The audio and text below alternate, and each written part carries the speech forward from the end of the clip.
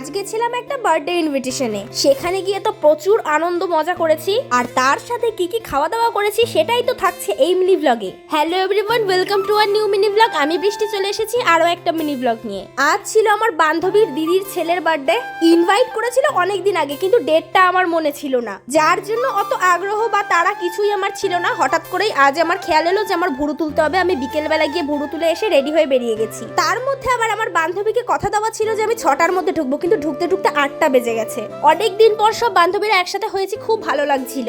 এইদিকে তো দেখো একজন ঠিক করে হাঁটতে পারে না, আরেকজনকে কোলে তুলে নিয়ে নাচছে। যাই হোক, এটাও ছিল আমার বান্ধবীর বোন। ব্লগটা অনেকক্ষণ শুরু করেছি, এখনো পর্যন্ত বার্থডে বয়কে তোমাদেরকে দেখানো হয়নি। আজ ছিল আদ্বিকের 1 ইয়ারের বার্থডে। ভীষণ কিউট লাগছিল ওকে, আর ওর কেকটাও ভীষণ কিউট হয়েছিল দেখতে। আর ও তো কিউট আছেই, ও কিন্তু বেশ ভালো, কারণ কোল বাছে না। কিন্তু আমি কোলে নিইনি, কারণ আমার বাচ্চা কাচ্চা কোলে নিতে খুব ভয় লাগে। আমি অনেক বছর হয়ে গেছে বাচ্চা কাচ্চা কোলে নিই না, আমার ভীষণ ভয় লাগে নিতে। এদিকে আমরা 4জন তো খেতে বসে গেছি। এর মধ্যে সঙ্গীতা এসে সবার মাথায় স্নো স্প্রে দিয়ে দিয়েছে, সেটাই আর কি দেখাচ্ছিলাম। এরপর আমাদের সবাইকে খেতে দিয়ে দিয়েছে। প্রথমেই ছিল সাদা ভাত, লেবু আর ডাল, আর তার সাথে বেগুনি। আমি কিন্তু বেগুনি একদম পছন্দ করি না আর খাইও না, কিন্তু এই দিনের বেগুনিটা খুব ভালো খেতে হয়েছিল।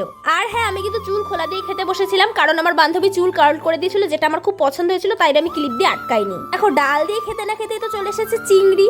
চিংড়ি মাছটা কি দিয়ে করেছিল সেটা আমার জানা নেই, জাস্ট চিংড়ি লেখা ছিল সেটাই বলে দিয়েছি। তারপরে চলে এসেছিল গন্ধরাজ কাতলা, যেটা আমি ভাত দিয়ে খাইনি, শুধুই খেয়েছি।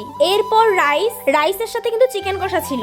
আমি পুরো ভিডিওটা করার পর লাস্টে গিয়ে আমার মনে পড়লো মেনু কার্ডটাই দেখাইনি। মেনু কার্ডে ছিল আদ্বিকের ছবি, তোমরা দেখে নিতে পারো। এখানে ভীষণ কিউট লাগছিল ওকে। আমি মেনু কার্ডে মেনু না পড়ে ওকেই দেখছিলাম খালি।